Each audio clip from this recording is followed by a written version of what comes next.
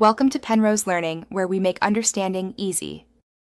You start by confirming a recovery method, know your current PIN or password. This prevents lockouts when changing settings. Once ready, open Settings and tap Security and Privacy or Lock Screen. This is where Vivo centralizes protections.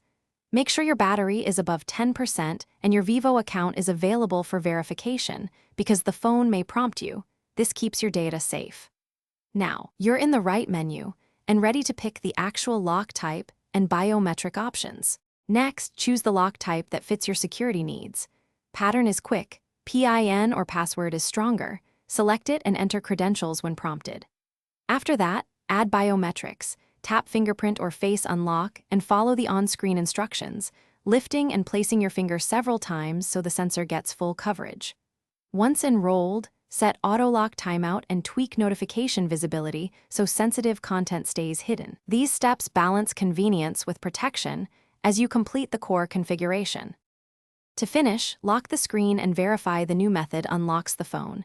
You should test both the biometric option and the fallback PIN or password. If everything works, make sure Find My Device or your Vivo account backup is active so you can recover the phone if needed.